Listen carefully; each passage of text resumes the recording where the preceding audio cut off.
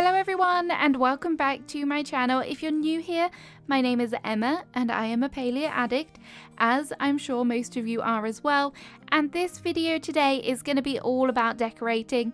I've collected a fair few amount of furniture, I've started decorating my house and expanding it, and I'm going to share with you the things that I've learned along the way so far, some things that might help you, some things that might kind of elevate your builds as well to make them look a little bit better. So if you find this helpful, let me know in the comment below. If you have any other advice as well for your fellow Palians, drop that in the comments below as well. And also remember to like and subscribe if you're not already. It helps me out. So without further ado, let's get into these tips. So for number one, I'm going to talk about something to prepare you for decorating, and that is become a hoarder if you're not already one. Yes, I will dabble in a little bit of a shopping spree from time to time, but the furniture shop is expensive and Zeke's night market is even more expensive. So the best way to obtain your furniture is going to be through crafting. So in order to do that, you're going to want to make sure you are gathering as many resources as you can when you're out exploring the world. Gathering a little bit of wood here and there is a lot better than going on a 2-hour wood collecting spree, because that isn't going to be fun. So get it in little bits, get it in little bit of chunks, process your planks as you're working. It will be a whole lot easier on you. And it's also a kind of two birds, one stone scenario, as by crafting your own furniture also unlocks new recipes and levels up your furniture crafting skill, which once you get to level 10, you can start collecting medals, which will then unlock new cool stuff and a whole new currency shop, which is worthwhile. This really is such a good feature about this game, having to craft more to get more. I really love that whole aspect of it. And you never know what you're going to get, so that's really fun as well. Whilst we're on the topic of furniture, another little way that you can obtain furniture is by unlocking accomplishments. There isn't a whole bunch here, but there is some really cute items. So the foraging basket is one of the most adorable things ever, and I'm so happy I've got it. Searching for dairy clothes for 2 hours was made worth it by having this item in my presence. I love it so much. So yeah, there we go. Be a hoarder and it will make your life so much easier when it comes to decorating your home. Okay, so number two may be a little bit of a personal preference, but if you're trying to create like maybe a bit more of a witchy, overgrown, kind of rustic, rundown kind of house, then you may want to add a little bit of foliage into your roofs. And you could do this by planting a tree outside, but making sure that it's very close to the house, and then you will get an overhang of leaves into the house. And I actually really like the way this looks. I just think it's really adorable. It does feel like the house is being reclaimed by nature, and it just adds a little bit more detail to the roof because you can't add too much up there, and some of the wall items are quite big, so you can't fill it totally. I just think it's a really cute little detail and it works wonderfully for this game. I hope they don't remove it. Please don't remove it. For number three, I'm going to talk about hallways. You might be thinking, Emma, we all know what hallways do. You don't need to tell us. But what if we do them in a different way? So the first reason why I love the hallways is because my house was looking very, very flat. There was just one whole wall along the front and I was like, this is just very boring. So I added in a little hallway, and on the exterior you now have some interest. You've got kind of like a bay window, and this has allowed me to add some little planters. Yes, we don't have real life plants. Please, can we have actual plants to plant? Thank you. And it just adds a little bit of interest there. So it's not just all one flat wall. Secondly, these actually make such adorable little rooms. So I did a cute little reading nook, which I think is just adorable, but you could do anything with them. You could add it, make it into a little mini library. You could do like a writing space, maybe even a bathroom. There is toilets in the game, so that could work as well. But these really do have a whole bunch of uses, and if you're early on in the game, you don't have to worry too much because they don't cost as much as having a massive room. They're just a nice little starter way to upgrade your house. My next tip is about rotation. So one way to really add interest to builds and designs and decoration is just generally by moving things. And for so long I've played so many games where everything has either been forward facing or side facing, but now we can fully rotate things and have them on a diagonal. So I am going to town playing with this. This is so much fun, and being able to free place things, which you can do by pressing the Z button, really does allow you to have more freedom in placement.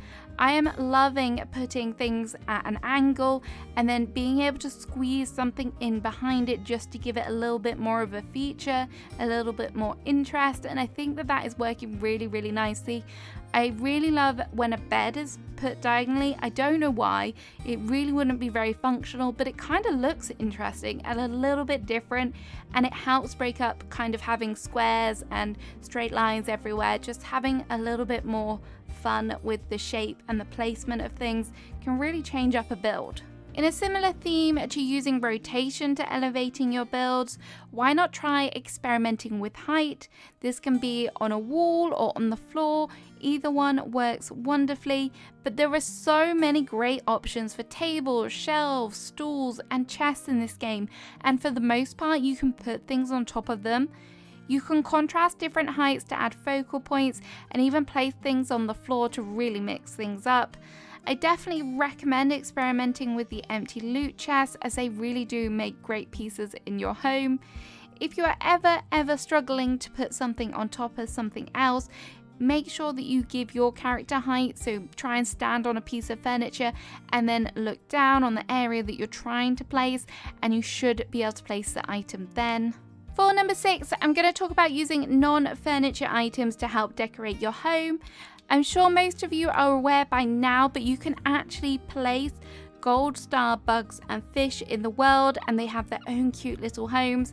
These really do make wonderful little builds and accent pieces around your house. They look great on top of tables and cabinets and things like that, or even I've seen like aquariums. That would be so cool. I'm pretty sure I saw a whole tent just filled with fish. It was amazing. But aside from bugs and fish, you can also place gold star food in the world. So this is absolutely fantastic if you've got a kitchen build or a little cafe that you want to kind of decorate, some sort of scene involving food basically, and they look wonderful once they're placed down in the world, and it really does help bring a whole scene, makes it feel a little bit more lived in, which is wonderful. So yes, do not sleep on these. They are wonderful, and I definitely recommend using them or tying them into your builds. So for number 7, we're going to talk about clutter. If you've followed me since my Animal Crossing days, you will know that I love to fill out as much of the space as I possibly can. Maybe not every tile filled, but near enough. And you can do that in Palia too with the free placement, which is definitely a tool that I recommend. Being able to move things in so close to one another just helps fill out the area, so you've not just got one wall and one table put in the middle. You want to get as many items in as possible to make it feel cozy, make it feel really homely and lived in, and I love that about this. Another way to add in that clutter is through the smaller items. There's lots and lots of different jars and bottles and kind of bowls and things that you can add in to your tabletops, to your shelves, to your bookcases. This bookcase is lovely, but it looks so much better with stuff on, trust me. And I think that that will really, really help elevate your whole area, make it feel more put together, more kind of homely. As I say, this is just wonderful. Clutter is great. Don't think of it as a bad thing. Add it. So we've spoken a lot about the interiors. Let's show our exteriors some love as well. If you weren't aware of this, it wasn't immediately obvious to me either, but you can actually put items on the walls of your exterior home. So I've added in some little lights, but if you wanted to, you could put little decorations on there as well. Sometimes it's a bit hard because of the window placement, but it still works. You can also add wallpaper to the outside of your house, which works really nicely as well. You don't have to cover the whole house in wallpaper, but maybe just adding in a few little accent walls would be nice. Or if you're going to use the kind of hallways, add in some little like bay window accent pieces would be really cute as well. So definitely do not forget about the outside of your home as well. Whilst we're on the topic of exterior, I just want to say do not be afraid to use more kind of indoor plants outdoors. You can make them look natural by hiding them behind things. So for example here, I've got the vase of flowers. I've used something to kind of give it some height so it peaks over the top of the fence. And then I've also got some of the industrial plants which are kind of hidden behind the bench to try and give it a feel that they're actually planted in the world behind. And just making them all fit together really does make it feel like it's natural, it's part of the garden, as opposed to I've just chucked down a bunch of furniture. So hopefully that does work nicely. Fingers crossed. I have asked for it on Twitter, so hopefully the Palia gods have seen it. I would really love some more foliage to decorate the outdoor with, and hopefully that will come, because there is stuff in the world that we just need to be able to decorate on our own homes with. The next thing I'm going to talk about is fencing. So you do not need to keep your fence on your house plot. A lot of people have come into my chat in streams and said, you've removed your fence. You can do that. Yes, you can do that. If you go into the H mode, you can delete it out. You don't have to keep it there. You could also do some fun, interesting things with it. So I would definitely recommend having a play around with it. Console Kato has done a fabulous video on that, so I'm not going to touch on it too much here. Definitely go watch her video and she'll show you some of the amazing options. So once you get a bit further along in the game and you have some more money, the night market does open up, and in the night market you will frequently find rugs, and rugs are obviously a great design feature, but in this game you can actually stack the rugs so you can have them overlapping on top of each other, which yes is going to be expensive, but boy does it look cute. Another thing, early on in the game, we did also get the picnic rug outside. You can actually put items on top of that rug. So if you want to give yourself or your villager a little bit of a picnic setup, then don't forget to add in lots of little food items on top of that as well. Another tip I have is don't forget about your tent. It can still make a great design feature. Just because we've upgraded to our house doesn't mean that we can ignore our tent. I've turned mine into a cute little kind of visitor tent, so when I have people over to stay, they can be relegated out here into the tent and stay out here away from my smelly feet. Or my snoring. I don't have smelly feet, I swear. But yeah, this is just a cute thing. I've seen people turn these into like little crafting zones, storage areas. There's so many different things you can do with these tents, and I think that they're a great feature to have in your house plot. I think they're really cute, they're very rustic, so don't just get rid of them as soon as you can. You can have more of these if you want. I probably won't do that because I don't want to clutter the area too much, but I do really like them.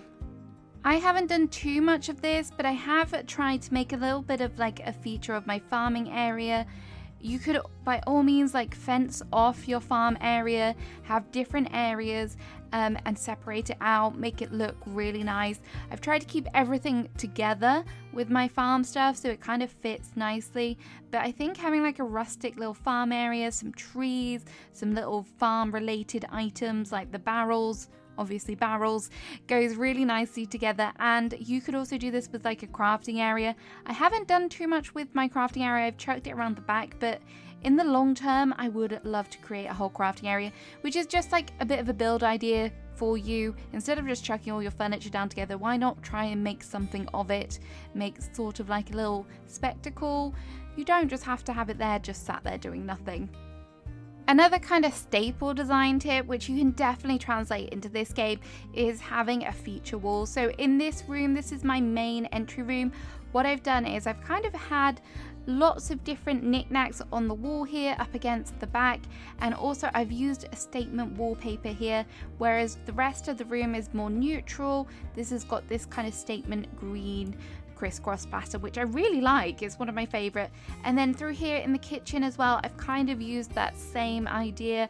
I've used the green tile on the back here with the fireplace, which in itself is a statement piece, and it does really bring the eye to the whole wall.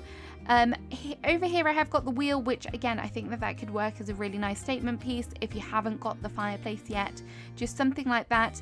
And sometimes if you were going to have this green wallpaper everywhere, I feel like it would be a little bit too much. So having the break away from the green really does help make it feel more cozy. And there's something about light colours making a room feel more airy as well. So that's good. And a final tip that I have for you is do not be afraid to mix match the different furniture styles. As you can see here, I've got like a log table with some of the homestead items and the Kilima chair. They work really nicely together. Why not mix and match? Here I've got one of the homestead chairs with the log bookshelf. It works wonderfully. I don't think that there's necessarily any design rules when it comes to this. Make the most of all of the different furniture, because early on you're going to want to have all of everything, so you might as well go to town crafting it all. Here in the kitchen I've got the ranch furniture with the homestead. It really does make it feel a little bit more rustic, a little bit more cozier. I really do like that. It doesn't have to be all samey same. So there we have it. That's 15 tips, tricks and hints for when it comes to decorating in Palia. I am going to start doing house tours on this channel, so I'm going to put a link in the description below if you want to submit yours. I really cannot wait to see what you all come up with. Everyone is so creative. I really hope you have a great rest of your day and happy decorating.